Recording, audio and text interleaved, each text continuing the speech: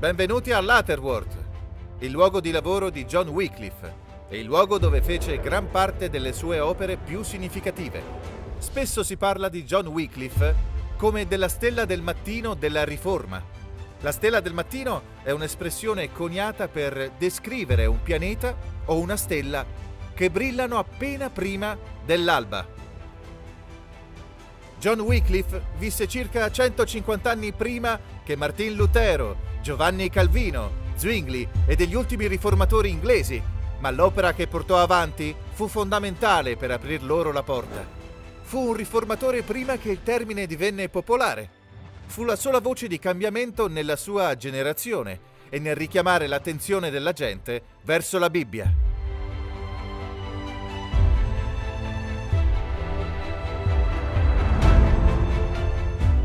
Studiò all'Università di Oxford e fu uno studioso e dibattitore senza eguali. Quando ancora era uno studente, iniziò a disprezzare Roma, denunciando i frati e il loro stile di vita pigro. Fu un campione di libertà civili e religiose e John Wycliffe fu il primo della sua epoca a coniare il termine anticristo riferendosi a Roma. L'arcivescovo di Canterbury ricevette una bolla papale da Roma per analizzare gli scritti di John Wycliffe, ma a causa della sua reputazione all'Università di Oxford e alla benevolenza di cui godeva tra la gente, non fu mai portata a termine. Forse un evento che aiutò John Wycliffe fu lo scisma papale del 1378, in cui ci furono due papi, ognuno dei quali affermava di essere il papa di diritto. In mezzo a questa confusione, John Wycliffe fu lasciato in relativa pace a portare a compimento l'opera che era stato chiamato a fare.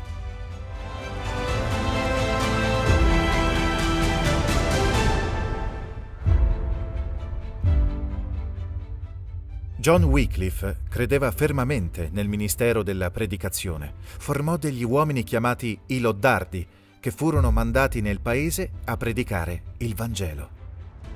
Ma il traguardo più importante che raggiunse fu la traduzione della Bibbia. Oggi forse non ci rendiamo conto dell'importanza, ma all'epoca leggere la Bibbia nella lingua del popolo, invece che in latino, era visto come un'eresia, qualcosa che era vietato e visto come pericoloso. Un leader della Chiesa all'epoca di Wycliffe, commentando la sua traduzione, disse queste parole: «E così la perla del Vangelo è gettata ai porci e calpestata sotto i piedi, e quello che prima era così prezioso sia per il clero che per i laici è diventato una barzelletta, e questa gemma preziosa del clero è stata trasformata nel gioco dei laici». Però Wycliffe dichiarò apertamente: Cristo e i suoi apostoli hanno insegnato al popolo nella lingua che potevano capire al meglio. È certo che la verità della fede cristiana diventa più evidente più si conosce la fede. Perciò la dottrina non dovrebbe essere solo in latino, ma nella lingua comune.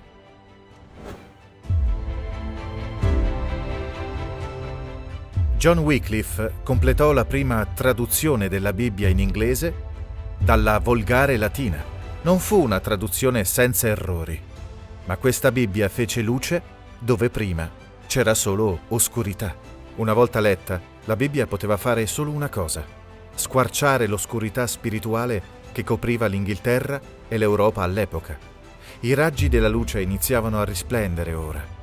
La rivoluzione che sarebbe diventata la Riforma diventò inarrestabile. Oggi abbiamo facile accesso alla Bibbia.